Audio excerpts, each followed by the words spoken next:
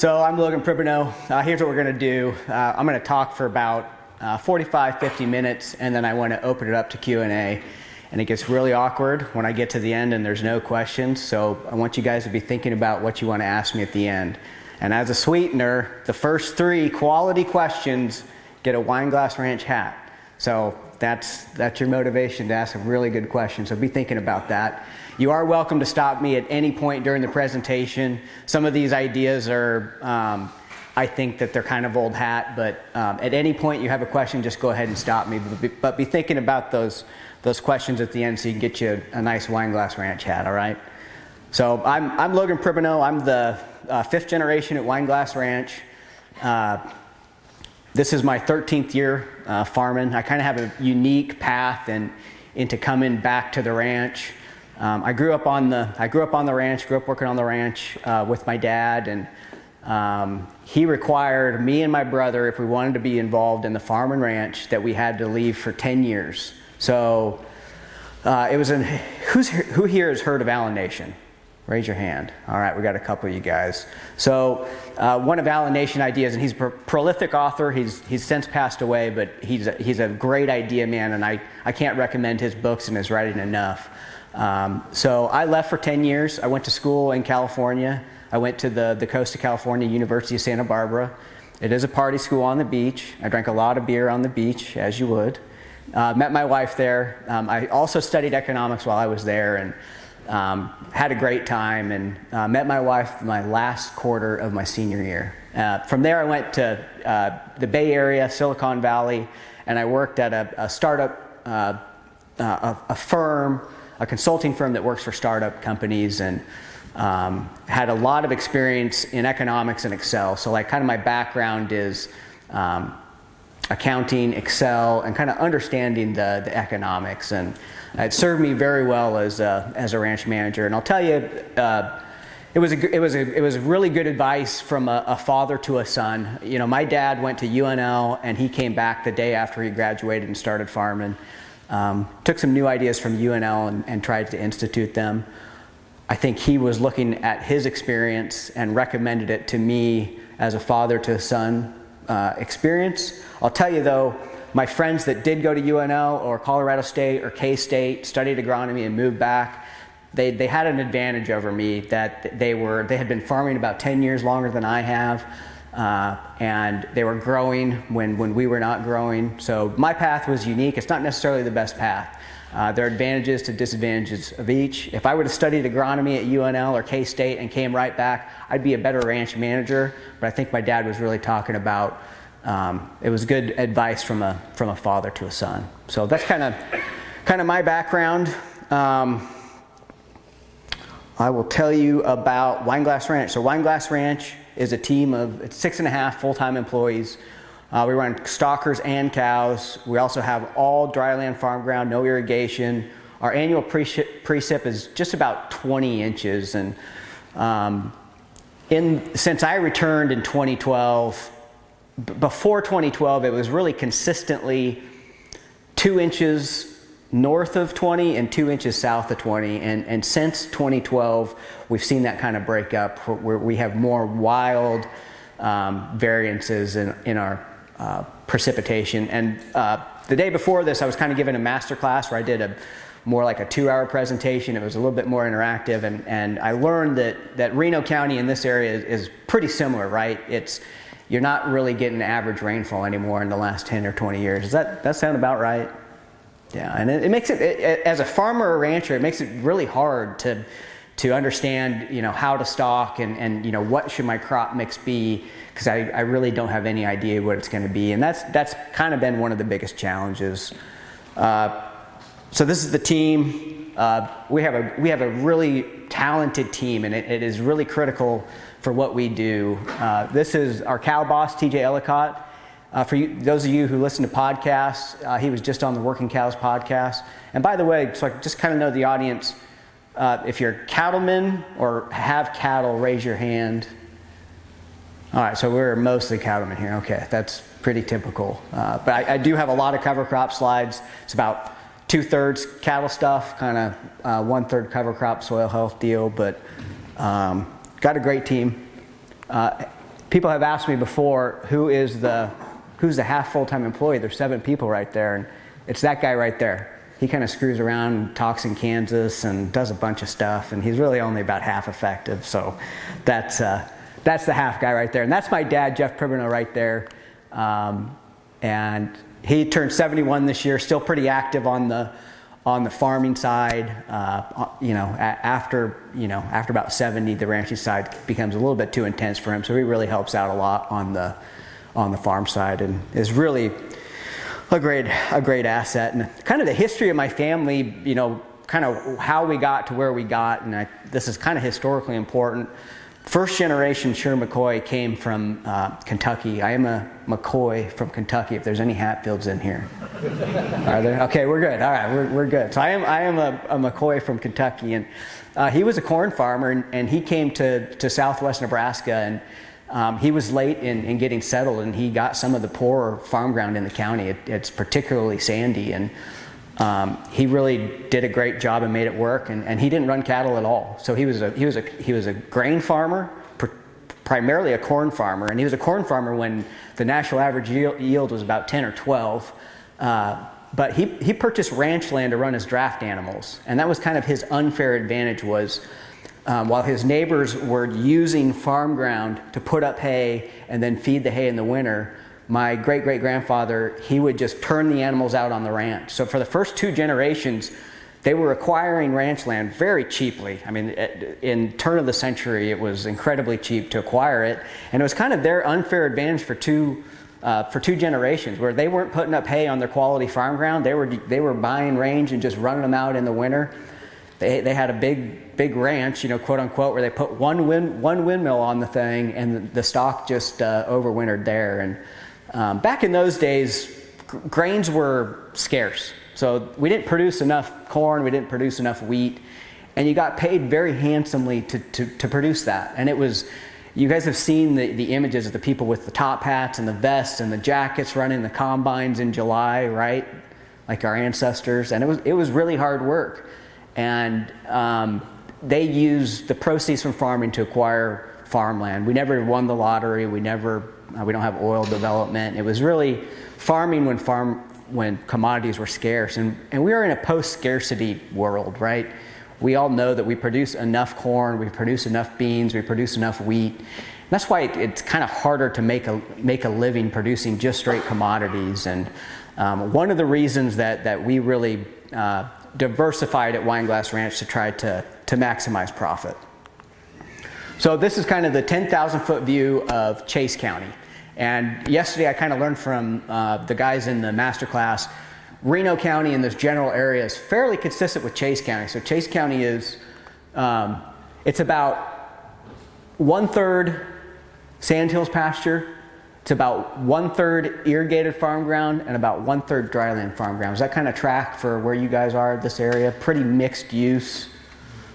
Yeah, so when I came back in 2012, Wineglass Ranch it's this piece of grass right here, and it's this dryland farm ground right here.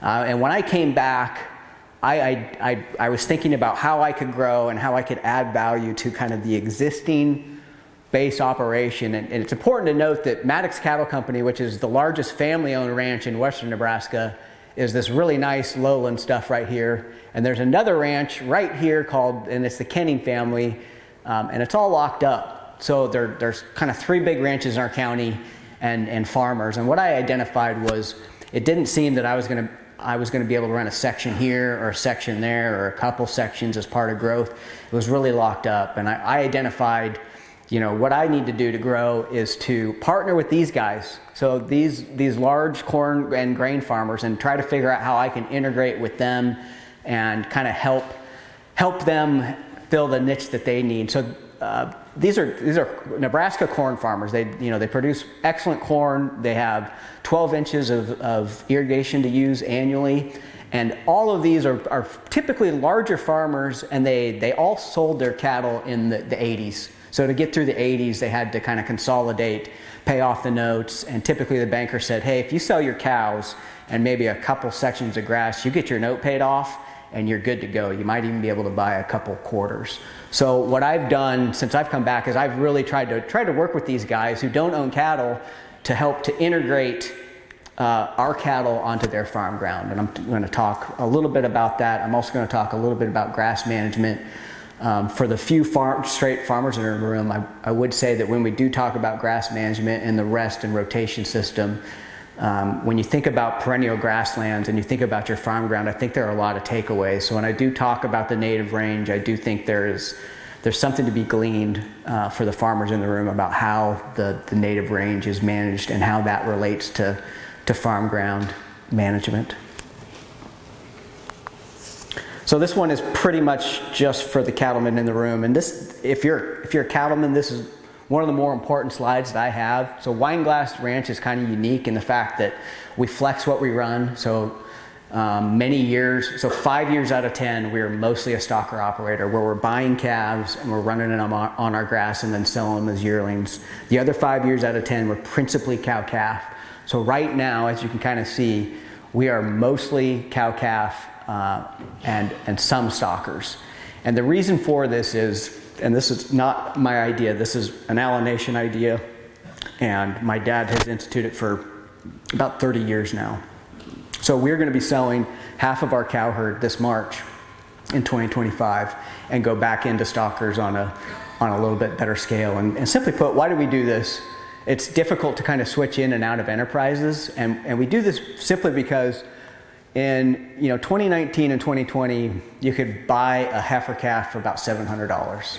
And I don't know about in Kansas, but in Nebraska, no one could produce a heifer calf for $700. So when they are cheap, you need to be buying them.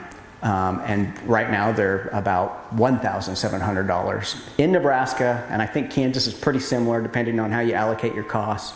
It's about $1,000 to raise a calf. So simply put, do you want to buy calves when you can produce a calf for $1,000? Do you want to produce a $700 calf? No. You guys passed the math test. Congratulations. And then the inverse, if you can produce a calf for about $1,000, do you want to produce calves for about $1,000? Also, yes. Good job, guys. Go give yourselves a round of applause for passing the math test. So this is kind of what we do, and if it's just a ranch audience, I kind of delve a little bit more into this, but I just wanted to briefly hit on it for the cattlemen in the room. I think it is one of the most unique things and one of the most questions that I get about Wineglass Ranch. And also, I'll say it's easier said than done. Jumping in and out of enterprises, it can be difficult. I do have a crew that is proficient in doing that, and we can kind of jump in and out of stalker and cow-calf. But if you and your family have been running cow-calf for 50 years, and you're going to go back and you're going to sell out and go into stalkers, there's a learning curve there. So it is easier said than done. I just want to kind of give that caveat out there. Questions about that? Because I'm kind of going to move completely out of that before we kind of go in a different direction. Yes? What are you going to buy in March after you sell the pairs or the cows that you're going to sell? Yep. So we are going to shrink a little bit. So we grew quite a bit riding this thing up and try to keep our numbers together in the drought. So we are going to shrink a little bit, and what we will be buying is steer and heifer calves, and also running some custom steers from a local feedlot. And I've been asked this, so I'm going to kind of go one step further. I've been told on the stalker side, buying a very expensive steer is very risky. You could lose $100, maybe $200. But the point of it is I bought these cows that I'm selling for $700. I'm going to sell them hopefully for several $1,000s. So can I afford to lose $100, $200 on a steer in a year? And the answer is yes, you can. And also you can hedge them. We're actively buying and actively hedging them right now. So in theory, and if the experts are right, the experts are saying 3 to 4 years, it's going to be great for the cow-calf man. And if they're right, I am wrong, and I kind of missed this whole thing. I'm not saying I've got a crystal ball, but I'm making a bet and hoping it pays off. It hasn't always. My dad sold cows too early before I was back in the, it ran up in 2014. He was a little ahead of it last time. So it's hard to get just right, but if you kind of get it right within a year or two, it really does tend to work. So I'll talk a little bit about when we do run our stalkers on our farm ground, what that looks like. And kind of backing up, one of the unique things about Wineglass, and if you guys can picture that county overview, that looks a lot like Reno County, where it's kind of mixed use. So Wineglass Ranch is very unique, and we're really an integrated farm and ranch where, if you go north of me into the Nebraska Sandhills, kind of like your guys' Flint Hills, it's kind of just ranch country. And there's really no farm ground, and it's more of a traditional ranch outfit where your cow-calf pairs there are on grass 365 days out of the year. Where we're at, Wineglass Ranch, we manage most of our AUMs. So most of our AUMs harvested, about 60%, are on farmland. So the ranch is not on the ranch. It's most of the time we are on farm ground. So it's a very unique system, and it works incredibly well for our area. And I think one of the reasons I kind of was drawn down here is I think you guys have very similar opportunities where you have farm ground and farmers that you can kind of work with. And we're not a Western outfit because of that. We're not on horses and roping calves. We spend most of our time building fence on farm ground. We're like the Corn Belt cowboys. Like, we're more comfortable in a side by side and putting in poly and kind of doing that. And my crew is situated for that. If I hired a real Western guy out of the Sandhills with 8 horses and 7 dogs and a big 10-gallon hat and a rope, he just wouldn't do very well at Wineglass. So we're kind of a farm-based ranch, and it kind of makes it somewhat unique. So we'll dive into kind of the forage stalker chain, and then we're going to dive into each of these segments. But I wanted to give you guys kind of the overview of what it looks like before we dive into the segment. So we'll buy stalkers, and we'll buy them as ballers typically. We've been buying weaned this time, which ended up not being the right thing to do, but you can't always be right. So we'll lock them up for a period of time, and we don't own a feed truck, so we will. Our neighbor has a feed lot, and so we'll lock them up for about 2, 3, 4 weeks, kind of get the ball off them, get them processed, branded, tagged, and then we'll kick them out onto rented irrigated cornstalk fields. So in our area, Nebraska corn farmers, they love growing corn, and they do a very good job of it, and so there's just an abundance of corn stalks.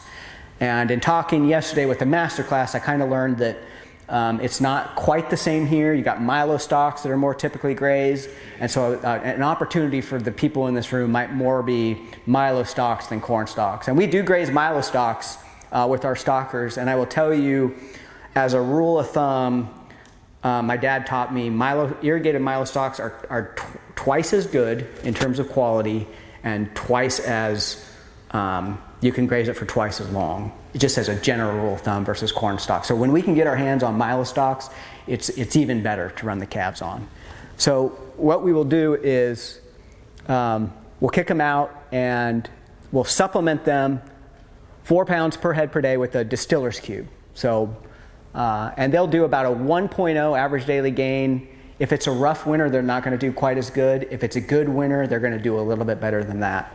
And that creates a really green animal that we like to take onto rented wheat pasture.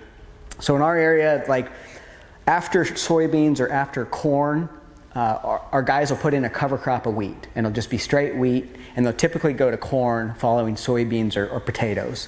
And so what we'll do is they'll either drill the wheat, or we will rent the ground from them and drill the wheat ourselves, and then we'll graze it till about May 5th. They'll go in and one trip it and plant corn kind of right behind it.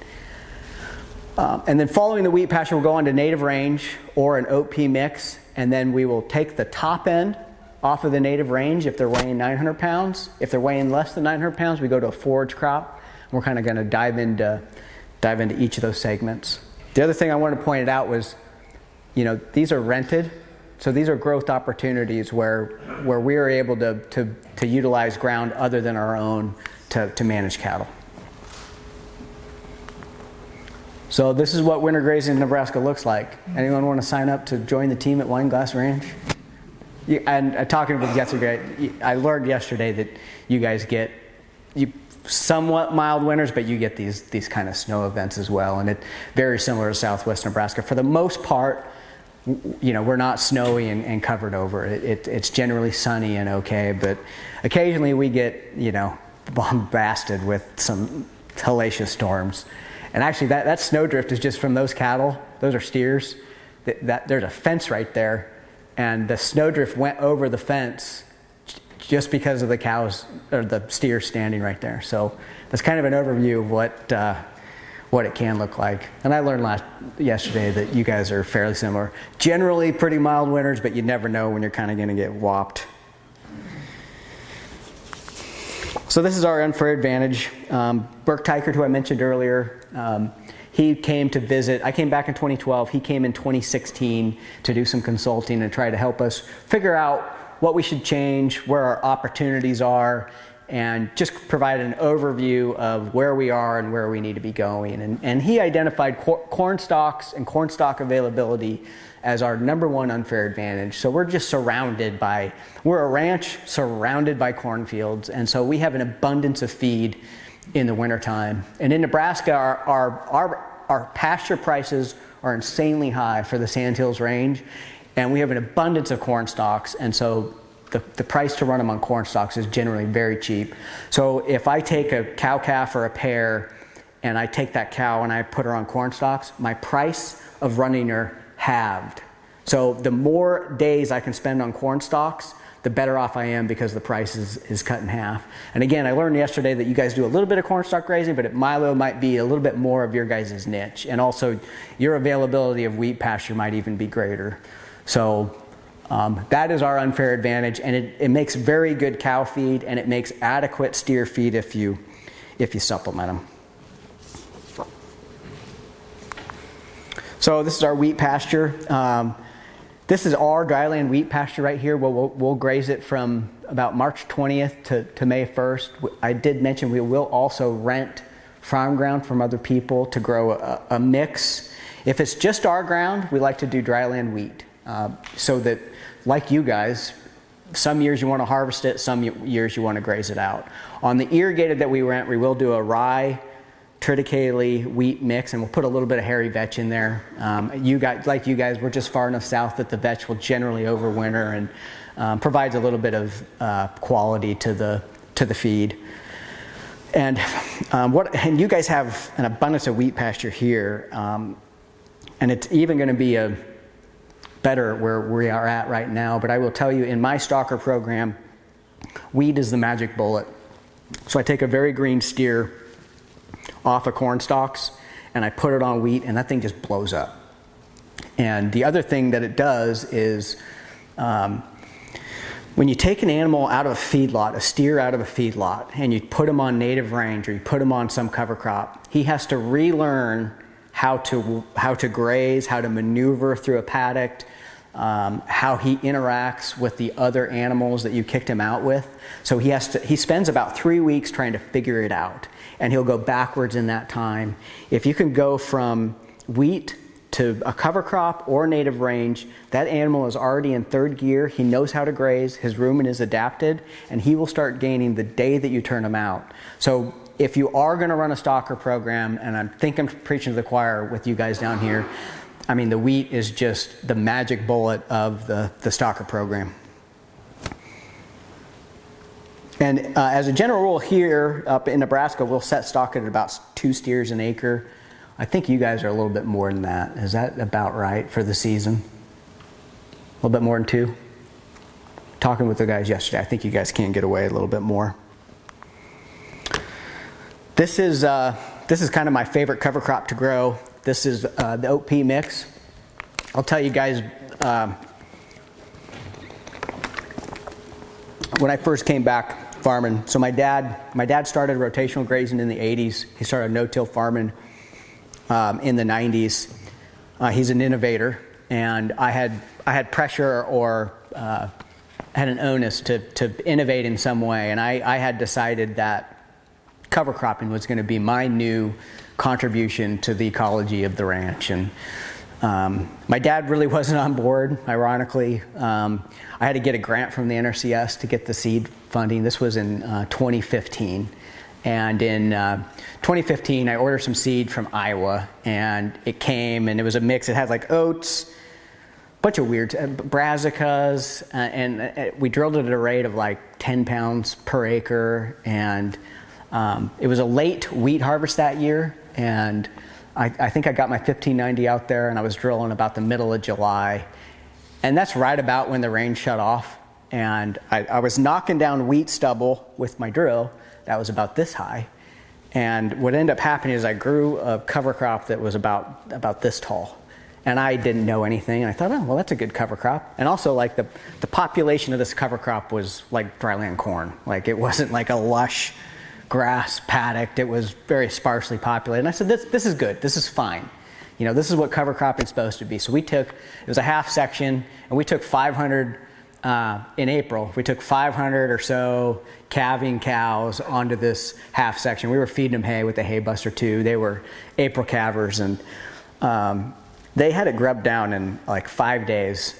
And about 2 days later, it was bare dirt, and we had a wind and rain event. So it rained 6 inches over one weekend, and it was about 35 degrees, and the wind was blowing 40 degrees. We killed cows, we killed calves. To describe it as a colossal failure would be an understatement. But I'm a cattleman, and I don't just give up. Like, I am doubling down on this cover crop thing next year. So in 2016, I did the same thing.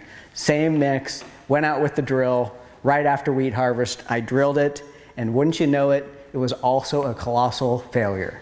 But I am a cattleman. 2 years of losses for a cattle guy is nothing, right?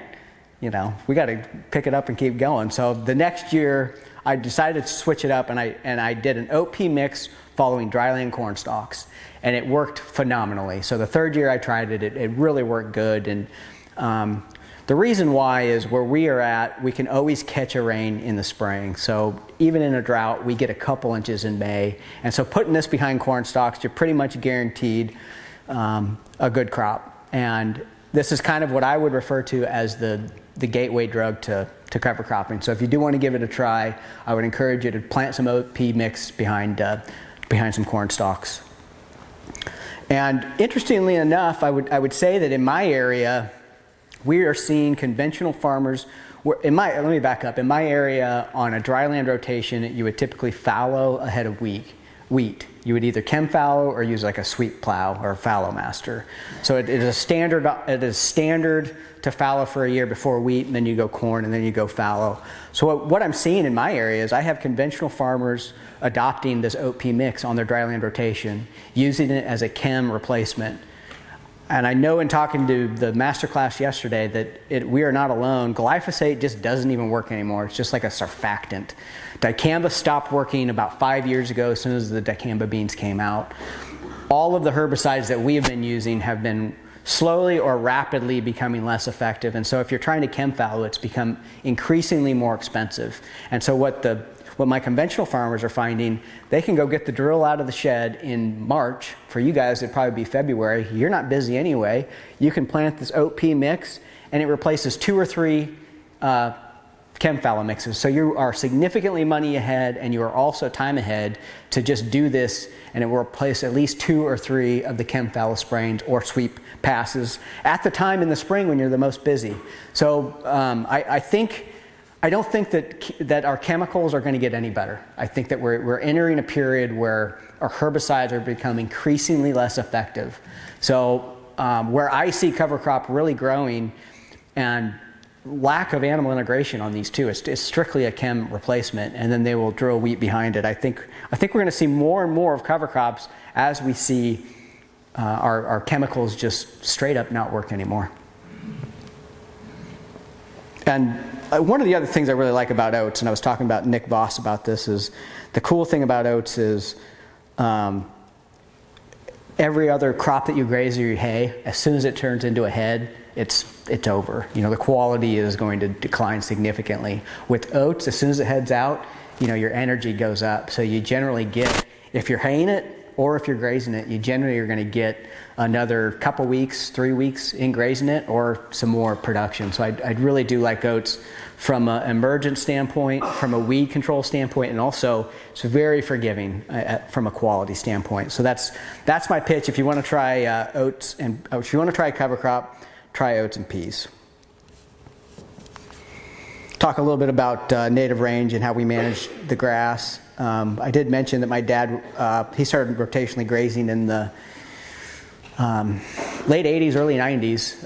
And so I grew up building high tensile fence. I grew up knowing that rotational grazing worked. I didn't have to convince my dad or my grandpa that it did work. I'm a second generational rotational grazer, and it does work. It comes at a cost. It comes at a burden of knowledge, but I can tell you as a second generation that it certainly does work, but you just got to really get there. And like I said, we take our steers or our heifers and we take them from the wheat pasture to the native range, and the native range really works year in and year out. It's generally our cheapest cost to gain when you look at kind of the stocker segment. So it really cheapens up all of the other forage resources that we use.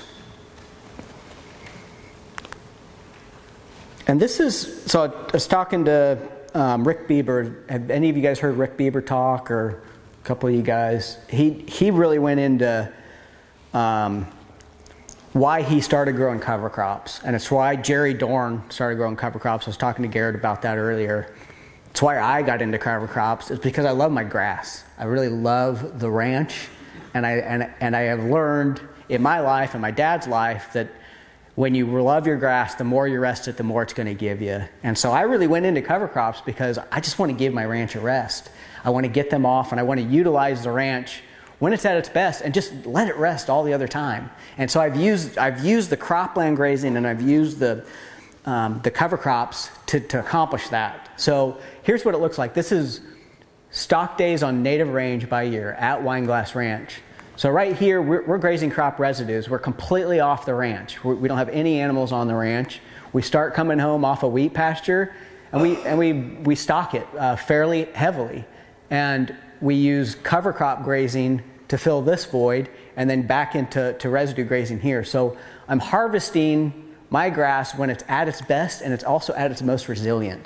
And I'll tell you, I know a lot of farmers who don't own cattle, don't own grass, that tried to grow cover crops, and they try it a year or two, and they're like, this is just an expense, it doesn't work. I don't think that that's true. I think if you stick with it, you get there. But I don't know any person that loves their grass and loves their cattle that tried cover cropping and gave up. Everyone that has cattle and were trying to use cover crops or residue grazing to manage their ranch, they really stuck with it, and they really made it work. And if you do fit into that, I would sure encourage you to give it a shot, because you will make it work. And like me, you might fail the first 2 or 3 years, but you're like, man, I really want this to work, and I'm determined to make it work.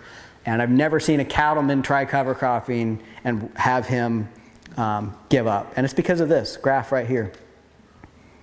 It's about grass management.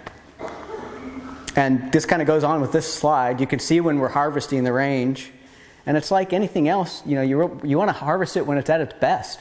The average cow-calf ranch is exactly the opposite of this.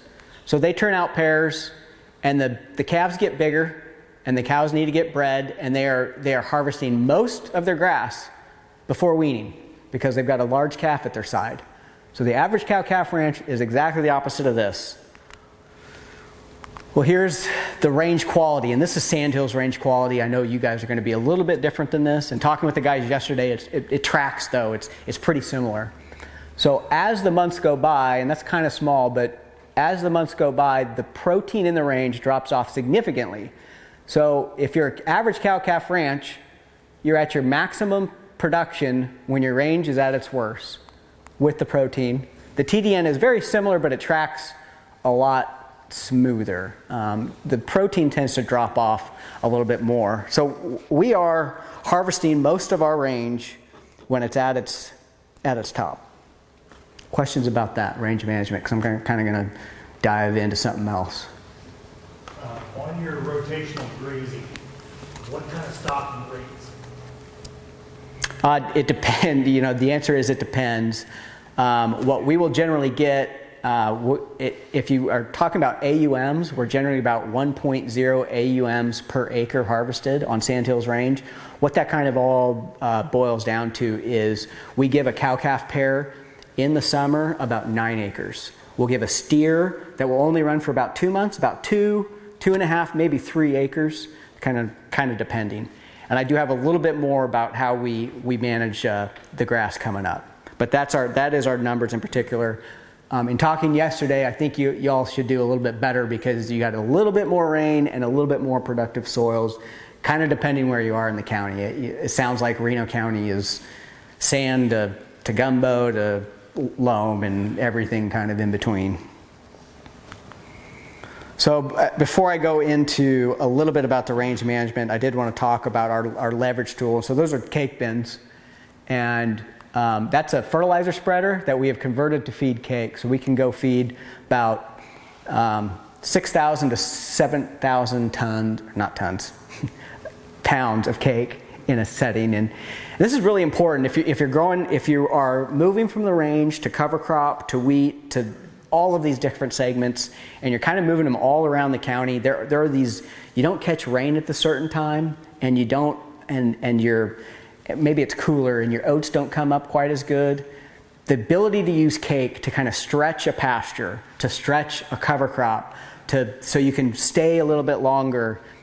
This is an indispensable tool because it really allows you to kind of stretch what you have. And I can't encourage you enough to think about the segments that you have, and think about a lot of cattlemen.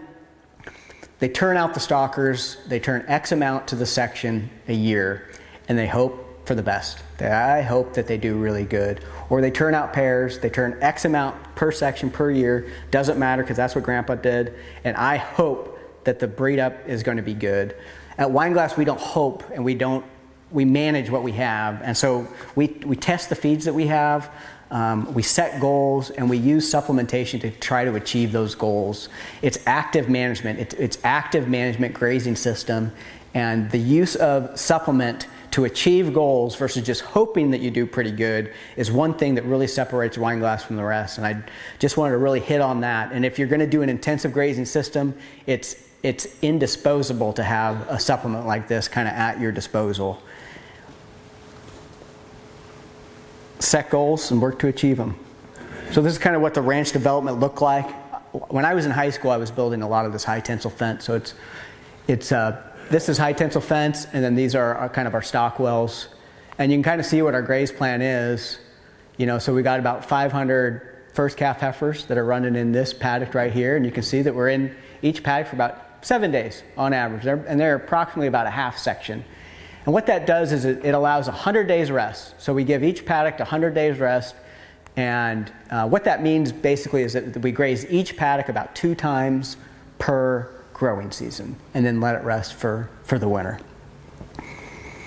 One thing we kind of learned with the development of this, we developed the wagon wheel system in the 90s. This is what ranches were doing in the 90s. They were creating wagon wheel systems, and the theory was you could just put a little bit of water in, kind of here and there, and then you could use fence to really stretch the water.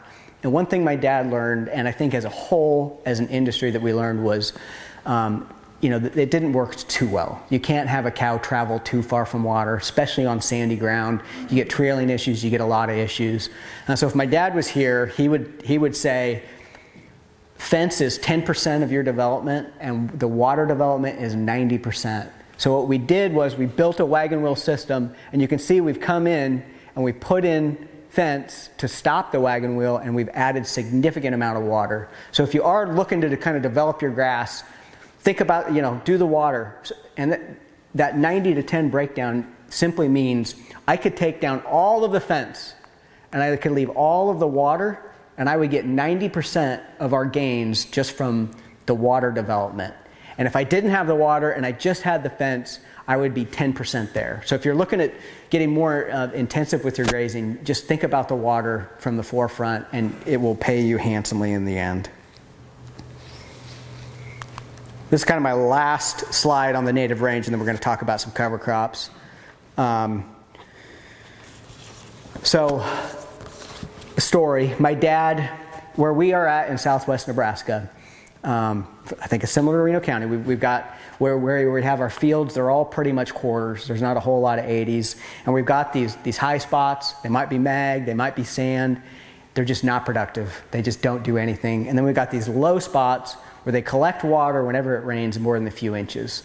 And you can never raise a crop on either one. Like it's a crapshoot. What do you think my neighbors do to their low spots every year? They deep rip them every year for 100 years. Do you think they've ever raised a crop off? One time, maybe. But I admire their enthusiasm and their optimism that this is going to be, I have not raised a crop off of this low land in 50 years, but this is going to be the year. What my dad did was he said, this is just not working. And so he put it all in a wetlands program, and simply saying he took the worst 3 or 4% of our dryland acres and he enrolled it in CRP program. So it's native range. And when I came back and I started growing the cover crops, I had to fence them out, right? Because you can't graze them. And I told him, I said, you know, it's a pain in the butt to try to keep these steers out of this cover crop, and I'm going to take them out. I don't want to have to deal with them anymore. It's just become a burden. And so I said, I'm taking them out, and my dad said, that's fine. You can do whatever you want, but the program for enrollment is another about 3 years, so you're going to have to at least deal with it for another 3 years. And so I said, okay, I'll mark on my calendar when I can take them off. And in the meantime, what I learned was they were providing some benefit that I fully didn't understand, and I can't understand today. And the best story I can use to hint as to the benefit that they cause, back when corn was $7 for the first time a few years ago, my crop scout came out and said, I'm spraying the dryland corn north of you. We got western bean cutworm. Everyone's spraying their dryland this year. I'm confident that we need to spray yours. Like, let's go out and scout. And I said, all right, Greg, let's go scout. And so we're walking down the corn rows, and he's counting the western bean, the eggs and the larvae and all that. And I'm counting the ladybugs and the predator bugs. And we get to the end, and Greg pulls out the UNL calculator that says, all right, I counted this much larvae, this many eggs, corn of $7, it's causing X amount of damage. To aerial spray the fungicide costs $20 an acre. It's going to return, 200% for you. And I had been looking at it from a completely different context. I was looking at the predator bugs, and I look at Greg and I said, are you insane? I am worried about what these ladybugs are going to start eating here in a couple of weeks when they run out of food. This habitat has allowed for the predator bugs to overwinter and allowed habitat for them to live in, and it's benefited our farm on a whole. So simply speaking, my dad took the worst 4 acres, or 4% of our dryland acres, enrolled them in a grasslands program where he gets paid to do it, and it's really benefited our farmland as a whole. So kind of my appeal to you guys, where you have mixed use ground, and you've got in a field, you've got stuff that's good and you've got ground that's bad, enroll it in a grasslands program, or just plant the grasslands yourself, and I think it pays an ROI pretty much across the whole farm. All right, cover cropping. So this is my favorite cover crop to grow. The oat pea was really what I got started with, but this is what on most of our acres we grow every year, and it's our C4 forage crop mix. Economically, what I really like about this is it's a base hit. So if I'm going to get 25 inches of rain, I wish that I had corn growing out there instead of cover crops, right? Soybeans or some commodity crop. If it's $8 and I'm going to raise 150 bushel corn, I want it to be corn every year. But as we kind of talked about at the beginning, I don't know if I'm going to get 9 inches. I don't know if I'm going to get 26 inches. And so I really like to have this cover crop in the mix because it's a base hit. I make a little bit of money on it every year. Do I make more money when I grow 150 bushel corn? Absolutely. But that's one or 2 years a decade. And so having this in the mix is really beneficial, and mainly because it's a quarter of the cost to grow versus a corn crop. The herbicide costs are minimal, the seed costs are minimal. I drilled this in early June, and we'll graze it from any time after the 4th of July, and we can graze it all the way into the fall and winter. Here's some steers kind of grazing on it. Some of the species that I like to include on that are, what's that? It's like White Wonder or Pearl Millet, any BMR sort of sorghum Sudan. Some millets are in there. It's not a fancy mix. The guy that I buy my seed from, I say, what do you got that you want to get rid of? And I tend to mix about 7 or 8, 9 or 10 things in it, and I'll grow it. And 9 years out of 10, it grows 12, 14, 16 foot tall. And for numbers wise, I generally get 100 steer days per acre on that. And what I found is it can be about this tall, and it can be about 14 foot tall, and I generally get 100 steer days an acre off of it no matter what. The delta is just what is left over as residue.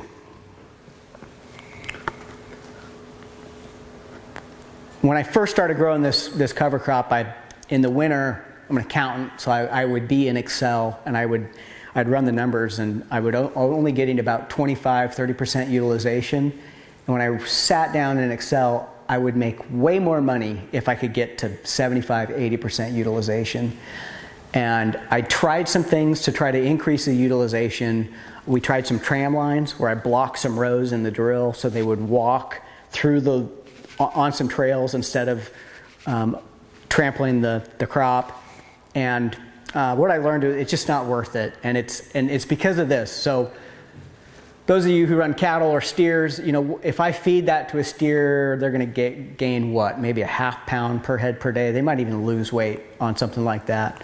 Versus this right here where you have the leaves, that is a very rich feed. They're probably going to do a 3.0 average daily gain grazing that. So simply put, I only get about 20-30% utilization, and I'm totally fine with it because I'm really just grazing what puts gain on, and I'm leaving what is essentially worthless when it comes to a bovine.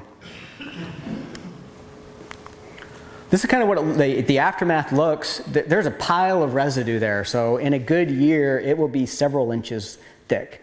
And you can penetrate it with the drill. You do really need to have fresh discs on it. You really need to have that drill dialed in. Paul Yassa from University of Nebraska has some really good YouTube videos if you are going to no-till into really thick residue like Shelbourne headed stubble or something like that, how to do it. My dad, when I first came back, when we did the Shelbourne and this, he told me no planter will penetrate that, no drill will go through that. And it took a year or two, but we did get it dialed in to where you need to penetrate the residue. And you can see right here, you can't quite read that number, but that per acre, that's 31,000 wet pounds per acre. And what this does, I really wanted to put this through a steer, even though it was worthless. And what I learned was, this is, for the next year, I'm drilling wheat here. We don't always drill wheat behind it. We'd really like to grow corn behind it, but wheat was good the year I took this picture. This is my herbicide for the next year. There are no weeds that will germinate when you have 2 inches of residue on the ground. No weeds will germinate. You will get some volunteer, but you can really easily control millets and grasses with the simple glyphosate pass. So it's my herbicide. It's also my fertilizer. Go ahead. So you're back to your 31,500, whatever. Yep. That is leftover residue after grazing. That's correct. Wet residue. So it is a pile. And like I said, my dad was like, you're never going to be able to penetrate it, but we got it. We did it. This is incredibly valuable in that it's my herbicide, it's my fertilizer, it's the bug juice for next year. It really recharges the ground. And also there's hardly any crop removal. So it's like a fallow year for your ground, but you get paid to do it, and you're not spending as much money on it. So the crop behind this cover crop, it's like it was fallowed and you put manure on, and you really supercharge that next crop. I underestimated. I did this because I love cattle and I wanted to raise my, I wanted to really help out with my grass. What I am learning in the 6 or 7 year journey is I get a pop for 1 or 2 years after kind of grazing this crop because of all of the beneficial things. And Nick Voss did a really good job talking about soil health and why that is. I'm a rancher. I'm just going to talk about cattle and the magical corn that grows behind it. I'm not going to talk into the why, but there's some magical stuff that happens. Other people will talk about it. I'll tell you, the cattle make it happen. Harvest logistics. So it does grow about 15, 20 foot tall. We'll just use a side by side. And we've sent some high school kids to put poly up, and of course they can't see, and they'll start like this, trying to go across like that, and they'll end up on the wrong freaking fence line. It happens a couple times. So typically we'll jump in. That's at 7,200. We'll just jump into 7,200 and just drive over it so they can see where they're going. We do 2 per week allocations. Nick was talking about how he likes to do 1 week allocation. The reason we do 2 per week is no one is going to build poly once a day or twice a day. It's just unsustainable. So we tried a little bit of that. We tried daily or every other day. We like to do 1 early week and then 1 right before the weekend. And a word to the wise, do not make your allocation so you need to, at Monday morning at 7 a.m., you need to go build a new poly. Because the cows are going to be out, something is going to happen, and it's not going to end well. So make sure when you build that poly allocation, it's for Monday night or Tuesday morning, because Mondays can be they can be a challenge sometimes. And anyone that owns livestock knows exactly what I'm talking about. Also, and these warm season cover crops and warm season grasses, they really do need rest. Oh, a little too fast. They do need rest, and you do need a polyum. I have learned with wheat pasture, I've learned with the oat pea mix that you really don't need to do a lot of intensive grazing on them. So the warm season grasses really need it. The cool seasons really don't. Philosophically, when we're all dry land, and so this is what it looks like. We tend to view it as a silage crop, where we grow it up and then we chop it down like silage. So we don't. I have some friends that get more rain or they're irrigated, and they'll graze it up. So they'll graze it minimally, and then as they graze it, they're grazing it up. Our philosophy at Wineglass is to grow it and mow it. So instead of having an expensive silage truck come in, we just have about 700 steers on about 3-4 acres, 3 or 4 days, and that's what it looks like when they're done. And you generally won't get regrowth off of that. If we do, we will just come back in the fall and regraze it, so we don't worry about growing it up. 1 year out of 3, we'll get some regrowth, but we'll just come back to it. We don't worry about it. We take inventory of what we have in the summer and kind of chop it like a silage crop. Jacob Miller is my neighbor in southwest Nebraska. He's on YouTube and Facebook and all that, and he talks about grazing it up. So if you are interested in grazing up a cover crop, he would be a good resource for that. And there's no herbicide required. So this is July when I'm harvesting this. Typically, we do not need to apply any herbicide from July kind of through the next year. So it is, again, just that residue is very beneficial. And as I said, there's some fall grazing that can work. If we don't get it all grazed off in the summer, it works really good to take baller. These are ballers that we bought. We straightened them out after about 2 weeks in the feedlot, and we took them in here. They absolutely love this. This is my favorite way to wean cattle. This is my lowest death loss year in, year out. If there is a winter storm and we get them just like you guys do, that calf has to simply lay down, and it is bedded. It has wind protection, and it has an abundance of feed all around it. So it is a very, very useful tool in the fall for weaning cattle. And you make more money grazing it in the summer because you produce more gain, but those of you guys who have dealt with weaning calves, it can be a challenge, and grazing it like this in the fall makes it a non-issue. So this is my planter, and this is where I have gone before, and where we're at, that soil armor is so important that we run our row cleaners up. We really don't want to disturb the soil at all. We like to slot that corn in at about 3 inches. And the reason for that is where we are at and where you guys are at as well, we have increasing wind event, we have increasing heat events, we have increasing adverse weather. Like when rain comes, sometimes it comes 3 inches in a couple hours. And so we really, in our area, and it sounds like your area as well, we really need this soil armor to to really protect, and it is valuable in ways that I could not comprehend when I started kind of my cover crop journey.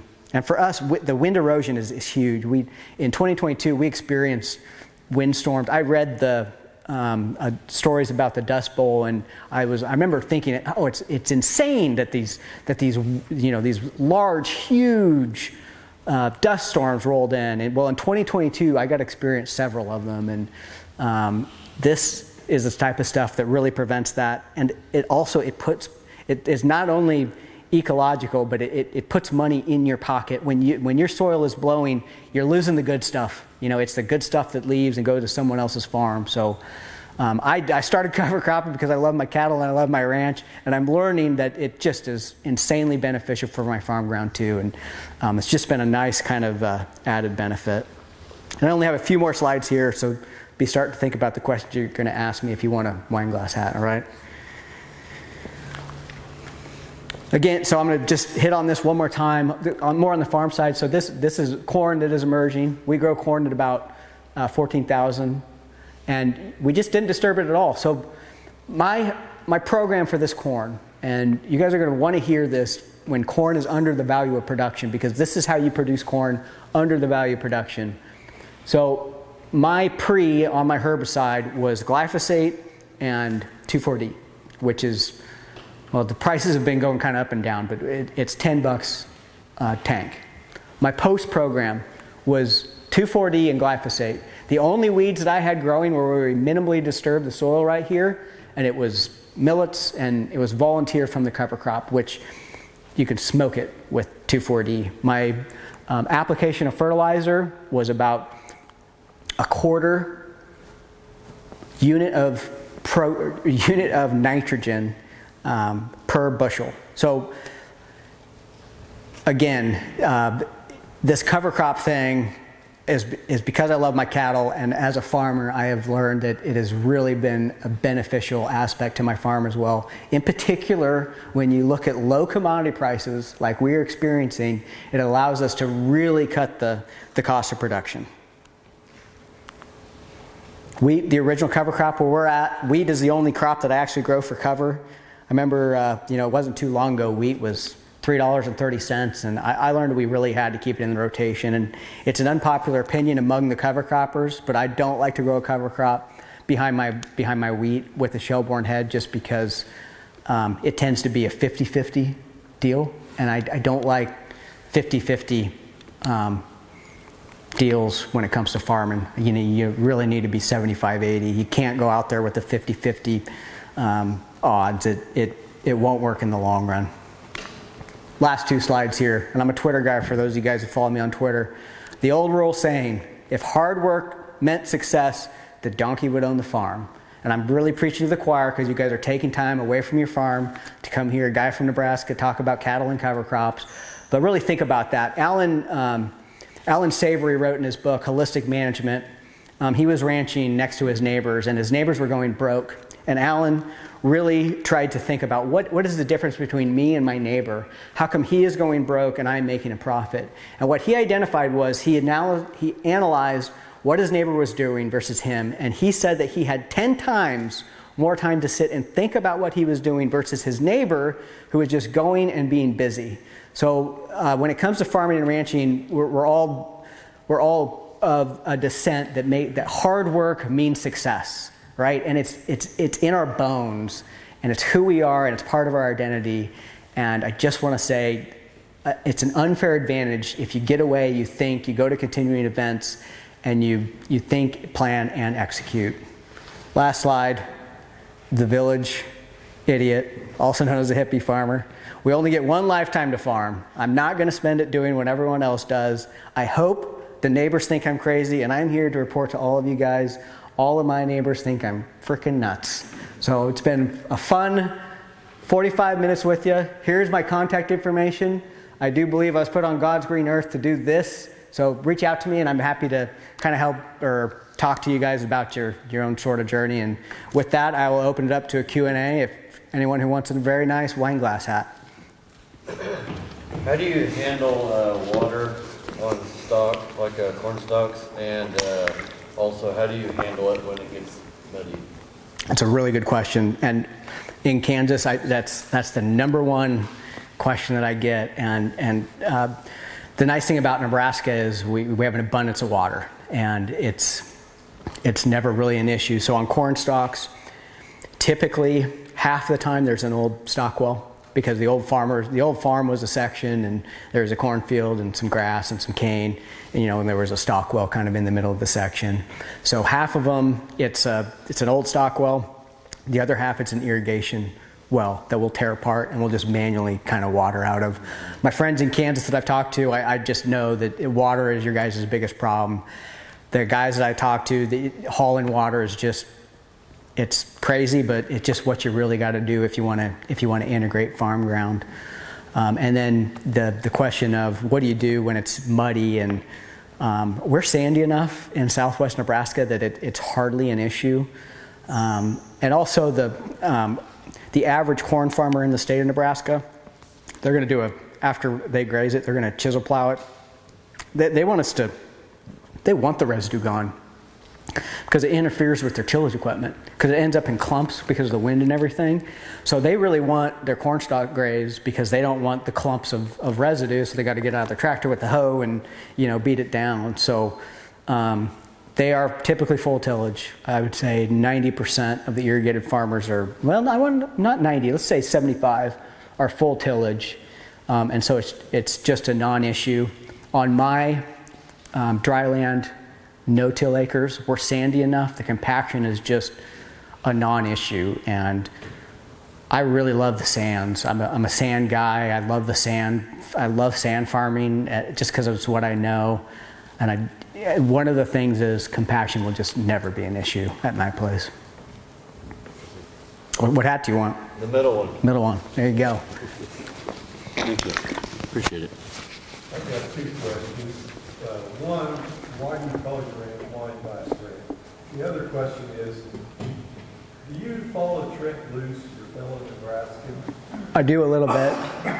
I read an article of his yesterday, more or less implied that the government is trying to drive cattle off Yeah. the face of the earth. Do you agree with that? I think Trent Lutz does a really good job of selling fear. He's not, as far as I know, I don't even know that he's an actual rancher. He seems to be like a figurehead. And so I don't follow him because he's sensational. And that's not a dig on him. If I tried to make my money with YouTube video, I'd be all pretty sensational. I don't think the government's trying to wipe cattle off the face of the earth personally, especially, new administration and, things are looking pretty rosy. So, am I a little concerned about it? Yes. But it kind of goes to the circle of influence and the circle of control. And does it worry me? A little bit. You got the Europeans and some other people that really are that way. Am I going to affect that in my lifetime? Probably not. So I don't lose. I have other things that I lose sleep over related to farming cattle. To answer that question, and that's just from the hip. Wine Glass Ranch. So we got our name from my great-great-grandmother. Went to register the brand. We had been ranching for a little bit, and they were just registering the brands in the state of Nebraska. And Prohibition had just ended, and my great-great-grandfather was in poor health. And anyway, she registered it at the end of Prohibition, and she really liked drinking wine, and she wanted to celebrate. Do you want a hat? You're good. All right. Well, we got two more. On your rotational grazing, do you ever use fire to limit the patch grazing in an area, or have you ever thought about virtual fencing? Two excellent questions. So, and what's really cool about that fire was the state of Nebraska and the state of Kansas used, 10, 20 years ago, Kansas was pro-fire, Nebraska was anti-fire, right? Just generally speaking. That's changing rapidly. So fire has a unique place in the sandhills because the sandhills are very, very, very delicate, unlike a lot of the kind of the Kansas range. fire is kind of the new thing. And in the last 10 years in Nebraska, fire is really the new thing, and it's to stop this woody encroachment that 20 years ago was a non-issue in Nebraska. So I've actually participated in several fires in our area on some harder ground. As of now, I do think it as a refresher tool, but really a tool to stop the eastern red cedar, which is becoming a very serious issue where we are at. I am far enough west that it's not yet been an issue on our place. We are able to control the cedars with Tordon, and to kind of expand on that. So my great-grandfather killed 0 cedars. My grandfather had to kill 0 cedars. My dad killed 0 cedars. I have had to kill thousands. So something in Nebraska or on a global scale has changed to where cedars are growing where they never did, and I think fire is going to become more and more important in Nebraska and everywhere, because it seems to be, on a large scale management, it seems to be really the only answer. And what was your second question? Virtual fencing. Virtual fencing, yep. I have a grant on our small ranch to try out virtual fencing, and I believe it's like any technology. It can be good or can be bad. I do want to try it out. I do think you kind of saw where we have those 1 week allocations. I've been told by Jim Garish that if I can get 2 or 3 day allocations, there's some added benefit. If I had no cross fence, I really think that virtual fencing in the hands of someone very capable and understanding of how it all works, I think it would be a very impressive tool. That being said, I at least with the fence or poly, anyone who's built poly knows poly is just a suggestion for a bovine. like if, as long as there's good feed here and there's good feed here and there's poly here, I will stay on this side of the poly. But like as soon as it's, well, I don't like this, they're going to switch a tail and they're going to walk right over. I'm concerned about the virtual fencing and kind of how you can kind of make decisions without being boots on the ground. So I think there's going to be some wrecks, personally. I think it's going to be a great tool, though, but I think there's some, I'm excited to get my hands on it and kind of see how it works. But I think it's like any technology. There's going to be good and there's going to be bad. Question on back to the cedar management. Does it have it all to do with percent of ground cover? I don't think so, and I've been asked that before. So we started rotational grazing 30 years ago, and my grandpa and great grandpa, they were just pretty much set stalking, and like anywhere else, we got the cedar tree rows for the windbreaks, and they're always by the windmills, where if you're set stalking, that's the worst area. But you always put your cedar breaks by the windmills, and it's always the worst. And so I don't think so. I think that we have gotten better at basal cover. I really do, in particular around the watering points with our rest system. I do have a friend that's smarter than me who says it has something to do with carbon in the atmosphere and it being more predisposed to woodlands, but I'm not smart enough to really understand why. I'm just boots on the ground kind of guy, just observing it. So that if it is indeed carbon related, it's directly related to salt in the atmosphere. The what? Sulfur. It could be, yeah, and I have read about with the new coal plants that we're emitting significantly less. Yeah, and we've changed. Sulfur was never something that we added to our fertilizer mix until 20 years ago because it was readily available in the atmosphere. There certainly could be a connection. You have one? Yeah, I was curious about your cornstalk grazing and your rental rates to the landowner and also your wheat pasture. Good, very good question. So where we will rent corn... What is the question? Oh, sorry. Thank you. The question is, what do we pay for rent for our corn stalks, and what do we pay for rent for our wheat pasture? And where we are at, the corn acres that we'll rent, they'll typically be 275. I've not heard of 300 yield average across the board, but really high residue, and we'll pay about $20 per acre for that, and we will harvest approximately 1 acre we'll give you 2 cow months to give you kind of some perspective on stocking rate. 60 cow days per acre. 60 cow days per acre. And we are high in that 20 just because of we're far enough west that there are a lot more cows than there are cornfields. When you go east, like $10 an acre is a little bit more fair. And I think you guys might be in that environment, kind of depending. And then for the wheat pasture, typically $1, I will pay the farm owner, if they grow the wheat, $1 per head per day. And then I do all of the care.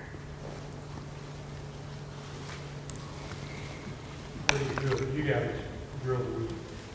If we drill the wheat, I will generally pay dryland farm price because we only get it for a little bit, and we will use about 1.5 inches of water. And dryland farm in our area is about $50 per acre, and you get about an inch and a half of water, which is right about the right cost because you only get it for a month and a half in the spring. And guys love that. When I call someone that's grown potatoes or beans, and I say, I'll pay you $50 an acre, and you just wait to plant your corn in the second week of May. And they're like, you're going to pay me $50 an acre before I even put a crop in the ground? Like, awesome. And the only cost to them is they have to delay a week or 2 for planting corn. I got another one. Might be hard to answer. Your 6.5 employees for that size of an operation, obviously hard work, but what else do you guys do to work smarter to cover all that? Yeah, I'll tell you, our employee ratio is off because we're not on deeded farm ground. So we have some additional employees because we cover the county. So I think if we were just on our own place, we'd run half the cattle, and I think we would get away with at least half of the employees. But where we have to put in fence, take out fence, build poly, like right now, my guys are circling the county and doing stuff. Our full-time employee per animal unit is high because we are just spending so much time off the ranch. And like I said, we're spending most of the time off the ranch. We could really reel it in if we were just on the ranch, but again, we would at least halve in size. Using the rotational grazing, have you seen a change in your biodiversity? Yeah, so that's a really good question. My dad started this in the 90s, and I got to see it as like a junior high kid and didn't really understand it or know it at the time, but we did see species return, in particular, and they're going to be completely different species in the sandhills, but we really saw Indian grass was one of them that came late. The biggest one though was sand blue stem, which is a bunch grass that grows about this tall. The leaves are about this tall. And my dad grew up and he never saw this grass. Like he didn't know that it was part of the ecosystem. And after he started rotationally grazing and providing that rest, it only took a few years before he saw the return of grasses that he didn't even know kind of existed on our ranch. And it came quick. It was surprisingly quick. Question on vaccination and deworm stockers and cows. Do you follow a regular protocol? Do you run something different because of? So I personally have experimented. We have a science camp in our community, and we've been experimenting with it. Some years we do a little bit, some years we don't, and I just don't know the right balance. I tell you, I did we had a group of cows that we wormed, then we had a group of cows that we didn't worm, and then we had a science camp come out to do a bunch of different stuff. But I took the manure from the ones that we wormed, and they were wormed like a few months ahead of time, so it wasn't recent. And I took the manure and I buried a bucket, 5-gallon bucket, and I put like a grate on top of it so I could collect the dung beetles, and I put them like right next to each other, and it was indiscernible which one had more or less.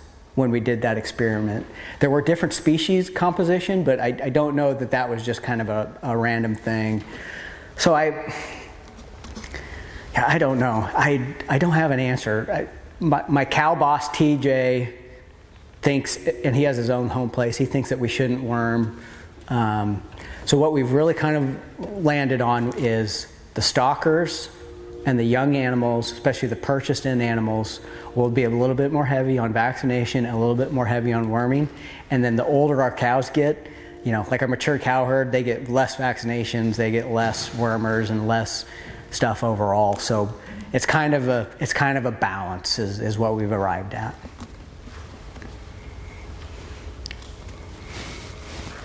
Maybe if you can talk a little bit more about the grazing up and letting some of those cover crops or grazing crops get a little more mature and what that has added. You kind of started off talking about rainfall and you talked about that first cover crop that you planted to graze and it didn't work out. You didn't have it very mature and so that caused some issues. And it seems like something's changed in there since he's let that crop get more mature, you're pulling more carbon into the ground. And this is also related to, I think, you mentioned, like when you came back, we hadn't been 2 plus or minus on your average rainfall. And years ago, I heard some information that came out of Oklahoma, where these years that we've experienced since 2010 in Oklahoma, 2011 in Kansas, and 12 in Nebraska, that was the end of an anomaly of 30 years of wet weather on the plains. Yeah. We went above the median line of moisture for 30 years. So we have a whole generation of farmers and ranchers that grew up in that wet period. And we keep thinking we hope we get back to it, and we're not, because this is the historic weather of the plains. So I'm asking the question about the grazing up of the cover crops, because we're going to tend to experience that boom and bust as we try to plant those and get them growing again. And there's something about increasing the humus and the carbon in our ground to be able to sustain the forage growth that we need. Otherwise, it's a losing battle, especially on some of our sedimentary soils where we're farming this much loose dirt on top of limestone. You know, we're 10 days away from a drought. Sure. Anytime. So the question is turnout time as it relates to highly variable rainfall events and kind of what I learned and how I determined that. Yeah, and kind of how you change your grazing to build some resilience into that system. Yep, I'll start that with my neighbor Jacob Miller has found that it's indispensable to have rangeland to go to kind of in the intermediary. He really wanted to be a cover crop grazer where he went from oats to sorghum to dormant sorghum to rye and even on irrigated. He could not do it. It's Mother Nature's cool and hot and windy and dusty and different things at different times. Even if you can control the rain, which was kind of a mind-blowing to me. I always blamed it on the rain. And he has a sprinkler system and can't accomplish it. So you have to scout. You really do have to scout to know when to turn out. Later the better. You can't always use best practices though with cattle. So that's one of the reasons why range and cubes and having different tools is really kind of indispensable. I did try to graze them too early to begin with. And again, it's kind of my journey where I was focused on the cows and the cattle and the range, and I was like, the cover crop is to help the grass. And as I've transitioned to, oh no, this is actually kind of a farm thing too, if not mostly a farm benefit. I can't turn out like on my C4s, there's no date. And what I really like about that cane or sorghum sedan and the pearl millet and the millets, they will just hang on. Corn and like wheat, they don't hang on as much.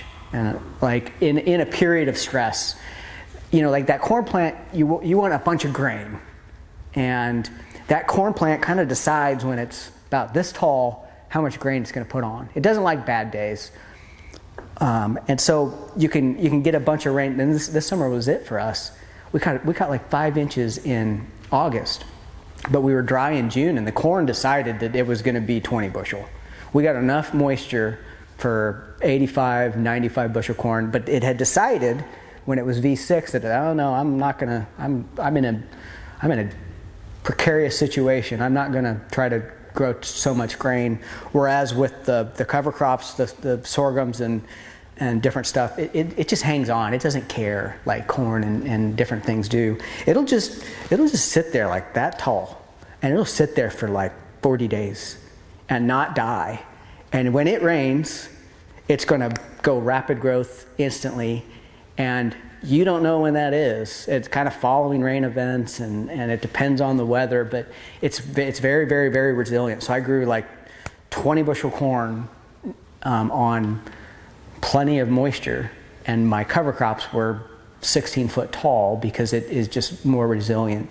So kind of how do I determine when I go out and graze is, you know, as a kid who identifies as a rancher, I have learned to become a farm scouter, and I look at every field every week to see where we're at. And you know, I really have learned that the best fertilizer is really the farmer's footsteps, and even with this cover crop stuff, because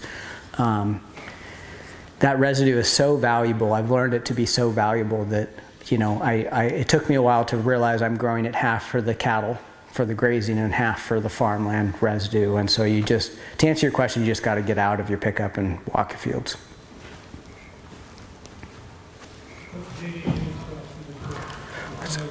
So what, 28% DDGs in Nebraska, it is currently $350 delivered in a hopper. $350 a ton, which is, I know you guys have a little bit more freight in it, so it is going to be a little bit more expensive for you guys.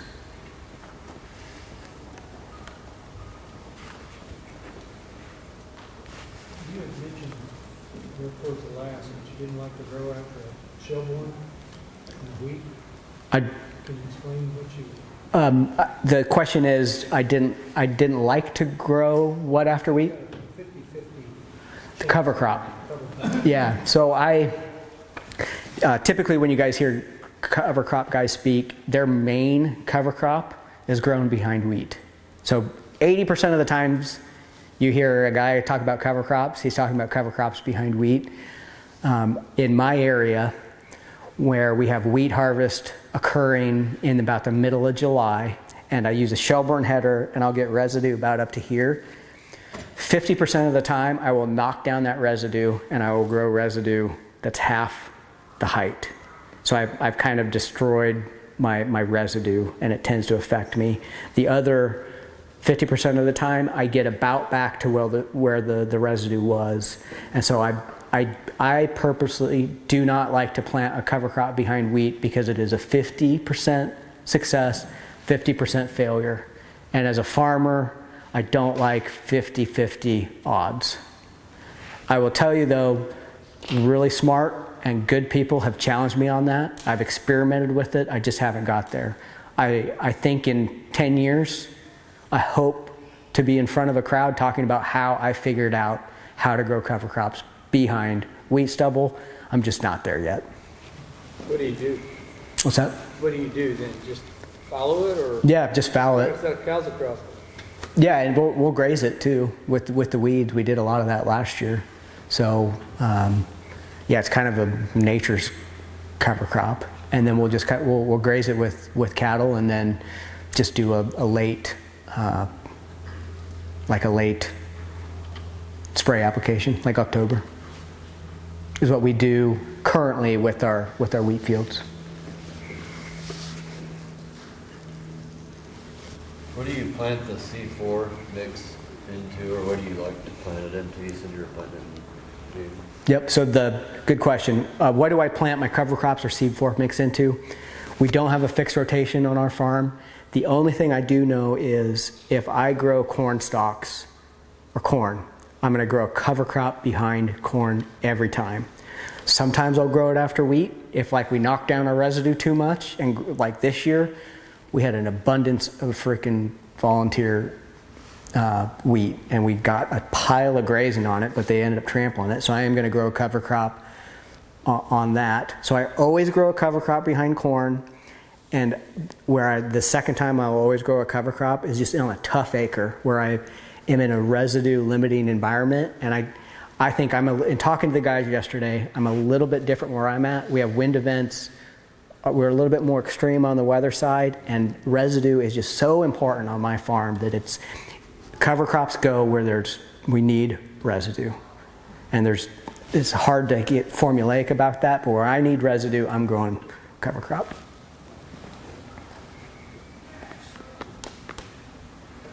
So do you use a winter cover after corn? What are you putting after corn, like a wheat, rye? Yep, sometimes, so we grazed off some of our dryland corn this year, and on my dryland acres, I always like wheat because it can be dual purpose. So if I do a winter cover crop, it's just grain wheat. If I rent ground to put a cover crop on, I will do a mix. So it's wheat, which is not technically a cover crop, but it kind of is in this case, because about half the time we graze it out, half the time it goes to grain. And then the other two that I really like, and we do experiment, but on a large scale or quarters, half sections, it's either following corn stalks, it's oat pea mix, or it's like that C4 mix. And how we determine what grows there is just the animal needs. Do we need more grazing early, or do we need more grazing later? And is that spring or fall planted after? That is the spring planted afterwards. Occasionally we'll get a hailstorm. We're in like that hail alley. And if we do get a hailstorm, we will grow a bunch of fall oats mixes. And, we've had a hailstorm one time take out like half the farm, and we drilled half the farm to 3 or 4 different type of mixes. But that's just kind of during a hailstorm.